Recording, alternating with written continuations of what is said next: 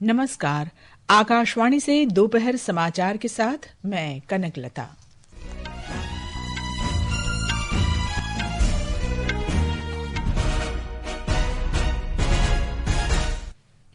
प्रधानमंत्री नरेंद्र मोदी ने विभाजनकारी तत्वों को परास्त करने के लिए लोगों से एकजुट रहने की अपील की। गुजरात में सोमनाथ स्वाभिमान पर्व समारोह में प्रधानमंत्री ने कहा, ये पर्व केवल ऐतिहासिक गौरव का उत्सव नहीं, बल्कि आने वाली पीढ़ियों को सोमनाथ मंदिर यात्रा से परिचित कराने का अवसर भी है। श्री मोदी ने सोमनाथ स्वाभिमान पर्व की भव्य शौर्य यात्रा का नेतृत्व किया। सोशल मीडिया प्लेटफॉर्म एक्स ने माना है कि सामग्री को मानक के अनुरूप बनाए रखने में चूक हुई है। भविष्य में नियम कानून के मुताबिक चलने का भरोसा दिलाया। बांग्लादेश में एक और हिंदू की हत्या से धार्मिक अल्पसंख्यकों के खिलाफ हिंसा को लेकर चिंता बढ़ी। आज राजस्थान, दिल्ली, हरियाणा, चंडीगढ़, हिमाचल प्रदेश, ओडिशा और पंजाब के कुछ हिस्सों में शीत लहर का अनुमान और महिला प्रीमियर लीग क्रिकेट टूर्नामेंट में आज शाम दिल्ली कैपिटल्स का मुकाबला गुजरात जायंट्स से।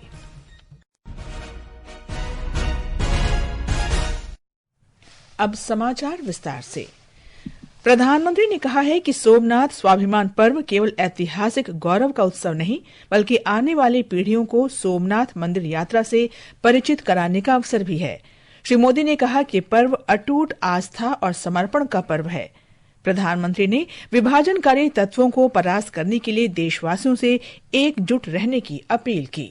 वो ताकतें मौजूद है, पूरी तरह सक्रिय है, जिन्होंने सोमनाथ पुनर्निर्माण का विरोध किया, और इसलिए हमें ज्यादा सावधान रहना है। हमें खुद को शक्तिशाली बनाना है, एकजुट रहना है, ऐसी हर ताकत को हराना है जो हमें बांटने की साजिश रच रही है।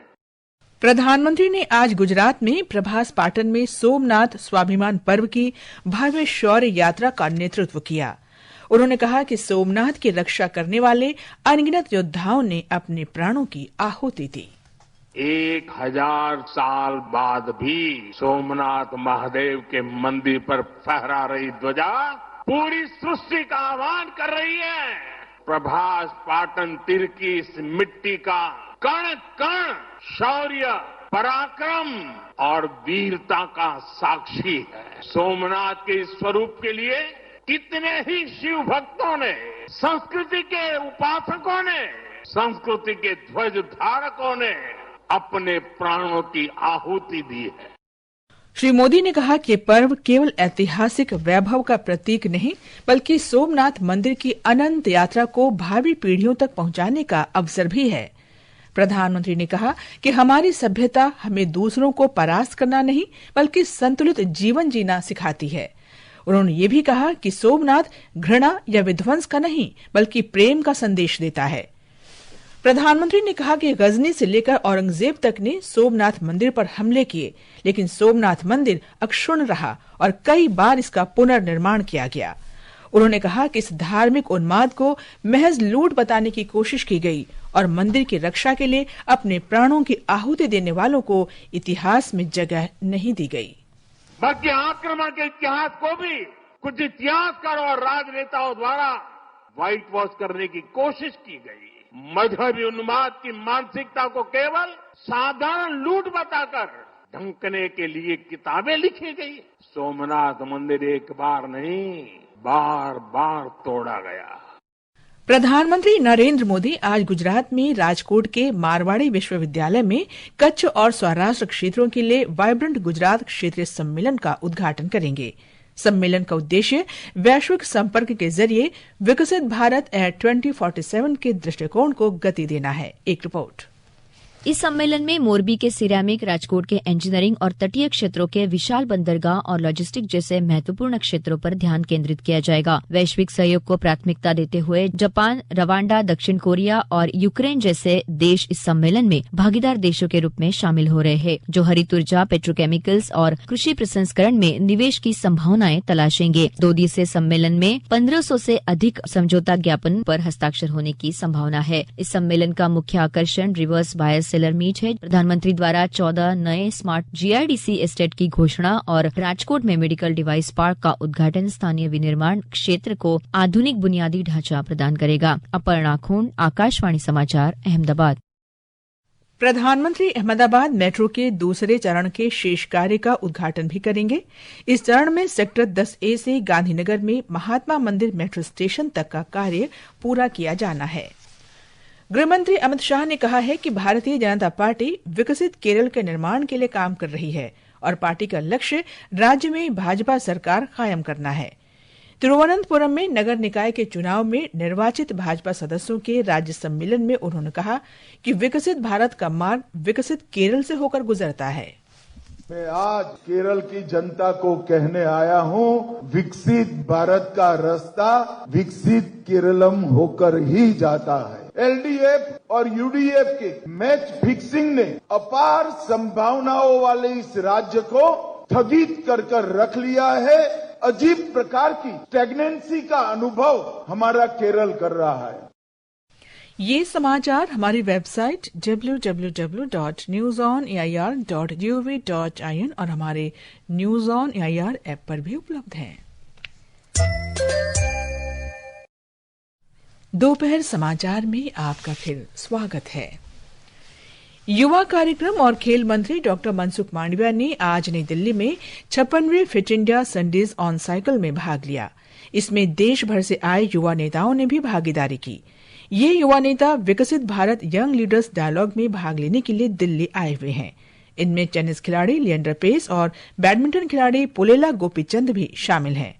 श्री मांडविया ने कहा कि आज 15,000 से अधिक स्थानों पर संडेज ऑन साइकिल के माध्यम से देश के युवा फिटनेस का संदेश दे रहे हैं।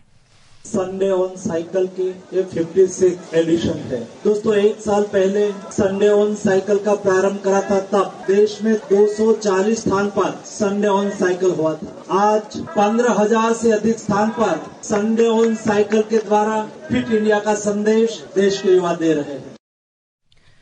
विदेश मंत्री डॉक्टर एस जयशंकर फ्रांस और लग्जमबर्ग की यात्रा संपन्न कर स्वदेश लौट आए हैं। ये यात्रा यूरोप के साथ भारत के बढ़ते संपर्क को दर्शाती है। विदेश मंत्रालय ने एक वक्तव्य में कहा कि इस यात्रा के दौरान डॉक्टर जयशंकर ने फ्रांस के राष्ट्रपति इमैनुअल मैक्रों और विदेश मंत्री जी नोएल बैरोट के साथ मुलाकात की।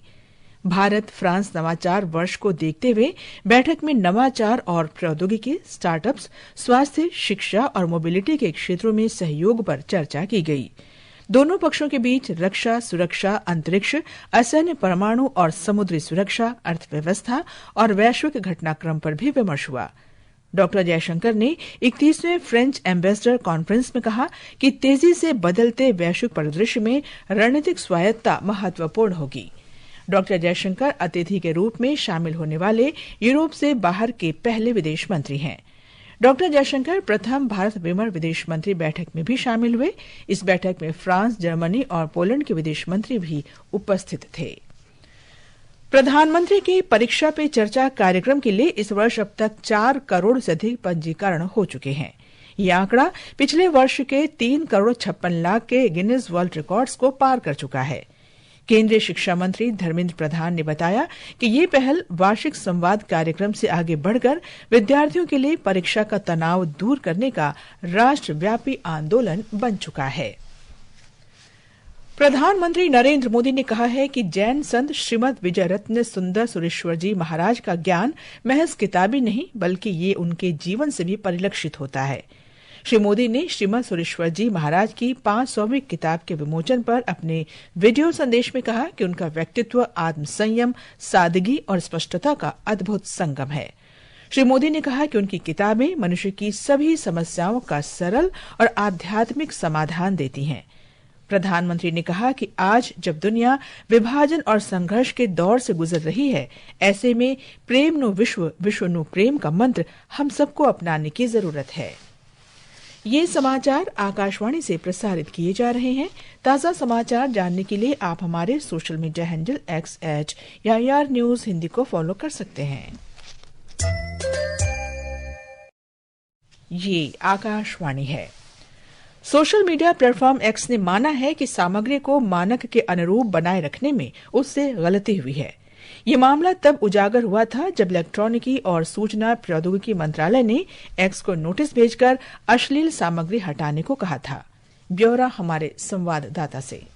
एक्स के मुख्य अनुपालन अधिकारी को लिखे पत्र में मंत्रालय ने कहा था कि उपयोगकर्ता ग्रोक एआई का इस्तेमाल महिलाओं की अश्लील तस्वीरें और वीडियो बनाकर साझा करने के लिए कर रहे थे। मंत्रालय ने कहा कि इस प्रकार की आपत्तिजनक सामग्री को एक्स पर स्थान देना सूचना प्रौद्योगिकी अधिनियम और आईटी नियम का उल्लंघन है। सरकारी सूत्रों के मुताबिक एक्स ने जांच के बाद लगभग 3,500 सामग्री को ब्लॉक कर दिया है और 600 से अधिक अकाउंट हटा दिए गए हैं। सूत्रों ने कहा कि एक्स ने ये आश्वासन भी दिया है कि वो भविष्य में आपत्तिजनक सामग्री डालने की अनुमति नहीं देगा। विष्णु की रिपोर्ट के साथ समाचार कक्ष से मनोज।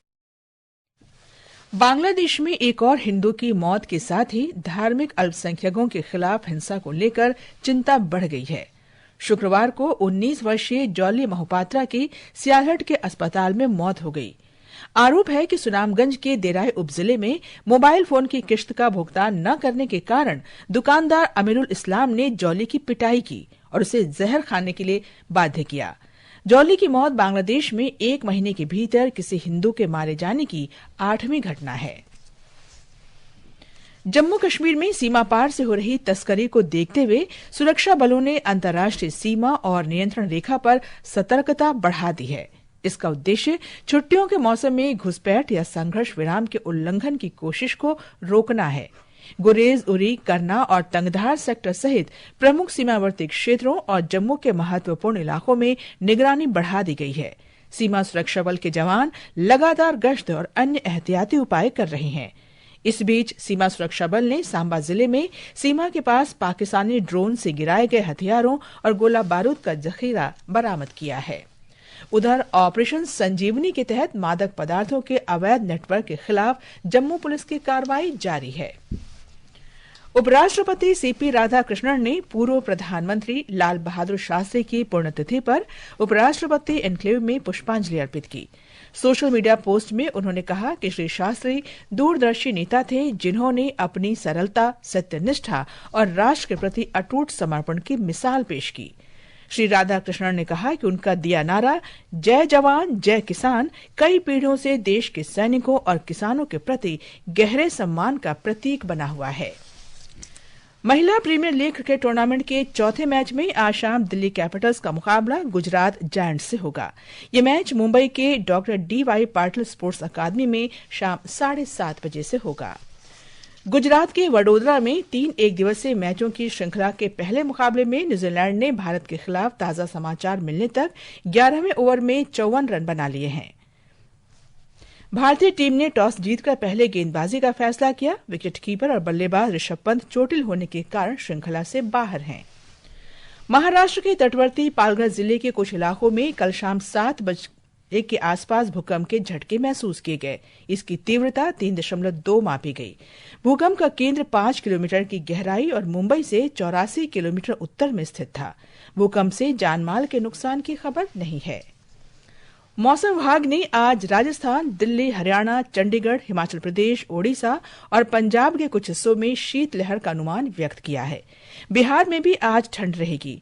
अगले 2 दिन तक दिल्ली, हरियाणा, चंडीगढ़, पंजाब, बिहार, जम्मू कश्मीर, लद्दाख, पश्चिम बंगाल में हिमालय के आसपास के इलाकों, सिक्किम, उत्तर प्रदेश और उत्तराखंड के कुछ हिस्सों में घना कोहरा रहेगा। तमिलनाडु, पुदुच्चेरी और काराकाल के कुछ हिस्सों में कल तक वर्षा और तूफान की आशंका है। अंत में मुख्य समाचार एक बार फिर। प्रधानमंत्री नरेंद्र मोदी ने विभाजनकारी तत्वों को परास्त करने के लिए लोगों से एकजुट रहने की अपील की। गुजरात में सोमनाथ स्वाभिमान पर्व समारोह में प्रधानमंत्री ने कहा, ये पर्व केवल ऐतिहासिक गौरव का उत्सव नहीं बल्कि आने वाली पीढ़ियों को सोमनाथ मंदिर यात्रा से परिचित कराने का अवसर भी है। श्री मोदी ने सोमनाथ स्वाभिमान पर्व की भव्य शौर्य यात्रा का नेतृत्व किया। सोशल मीडिया प्लेटफॉर्म एक्स ने माना है कि सामग्री को मानक के अनुरूप बनाए रखने में चूक हुई है। भविष्य में नियम कानून के मुताबिक चलने का भरोसा दिलाया। बांग्लादेश में एक और हिंदू की हत्या से धार्मिक अल्पसंख्यकों के खिलाफ हिंसा को लेकर चिंता बढ़ी। आज राजस्थान, दिल्ली, हरियाणा, चंडीगढ़, हिमाचल प्रदेश, ओडिशा और पंजाब के कुछ हिस्सों में शीतलहर का अनुमान। और महिला प्रीमियर लीग क्रिकेट टूर्नामेंट में आज शाम दिल्ली कैपिटल्स का मुकाबला गुजरात जायंट्स से। इसके साथ ही दोपहर समाचार का ये अंक समाप्त हुआ। नमस्कार।